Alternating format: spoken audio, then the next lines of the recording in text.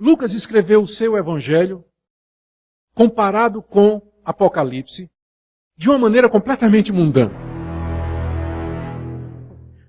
Como é que Apocalipse foi dado para João que escreveu? Ele estava na ilha de Patmos, um dia ele tem uma visão.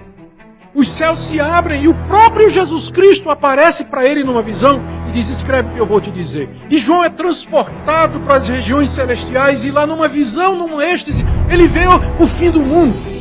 Ele vê coisas extraordinárias acontecendo. Uma ação sobrenatural de Deus. Mas Lucas não teve visão nenhuma. Jesus não apareceu a Lucas para dizer para ele o que é que ele fez. Ele ralou, ele pegou a caneta, pegou o bornal, botou embaixo do braço e saiu para frente. Onde é que mora Pedro?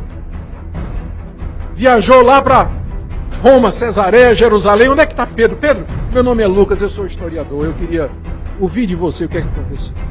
Depois, onde é que mora João? Mora lá em Éfeso. Ih, Éfeso, 3 dias de viagem de navio, lá vou eu. Não teve visão, não teve revelação, não apareceu um anjo. Agora eu faço uma pergunta.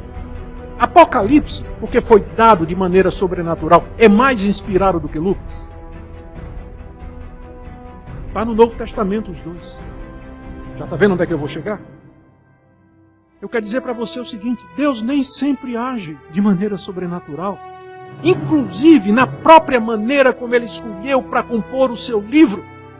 Tem hora que Deus usa meios naturais, como Lucas, que teve que fazer uma detalhada investigação, teve que ler manuscrito após manuscrito, dizer isso aqui não presta, isso aqui está bom. Mas João estava na ilha, de repente os céus se abrem, a glória celestial invade aquele lugar. Pimba, livro de Apocalipse. Mas Lucas não. Então por que você diz que Deus é mais glorificado quando você é curado pela oração de alguém, do que se você tomar remédio e ficar bom? Por quê? Apocalipse glorifica mais a Deus, porque foi dado por revelação, do que o Evangelho de Lucas, que foi o resultado de um processo natural e da providência de Deus. Por que as pessoas só querem ver Deus no milagre, no sonho, na revelação, no anjo que aparece? Não vê Deus nas mínimas coisas do dia a dia, na providência, guiando, usando os meios naturais. Eu acho que um dos problemas hoje do evangelicalismo brasileiro é que reduz Deus. Se não tiver sonho, visão, revelação, milagre, não tem Deus. Então joga Lucas fora da tua Bíblia. Na verdade, todas as cartas de Paulo também. Chegando a esse ponto do que eu ouvi no sábado à tarde, são aqueles que trouxeram para o Brasil nas décadas anteriores, a chamada confissão positiva. De dizer que se determinar, se decretar, vai acontecer. Isso é uma mentira. Isso é uma mentira já desmascarada na história, mas infelizmente no Brasil, muitos ainda acham que isso é verdade. A pregação da chamada autoridade espiritual, em que ninguém pode tocar nos ungidos do Senhor, isso é um mecanismo de defesa para essas pessoas descomprometidas com a glória de Deus poderem ter seus livres atos, muitas vezes questionáveis sim, mas não são porque são os ungidos do Senhor. E no meio disso tudo tem um negócio chamado batalha espiritual, que é um dualismo que coloca Deus e o diabo na mesma situação. E eles não são dois seres na mesma situação. Existe um Deus que é poderoso acima de tudo e de todos. E existe um diabo, um diabinho, meus irmãos. Um serzinho.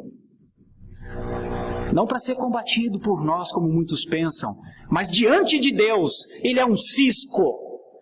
Só que, infelizmente, o erro do pentecostalismo, e eu não estou falando do neopentecostalismo, estou falando do pentecostalismo. O erro do pentecostalismo, que é anterior ao neopentecostalismo, identificou essa chamada autoridade espiritual, dando autoridade a muitos que não têm autoridade nem dentro das suas casas.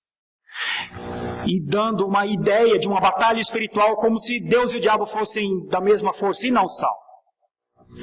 E por fim, se essa autoridade espiritual tem força para combater Satanás com as suas artimanhas e muitas vezes mantras ligadas e muito parecidas com hipnotismos em série que a gente vê na internet em todo lugar, obviamente, estes também foram aqueles da confissão positiva. Esses Essas três heresias terríveis dominaram o pentecostalismo no Brasil e entraram para o neopentecostalismo. E agora a gente ouve isso.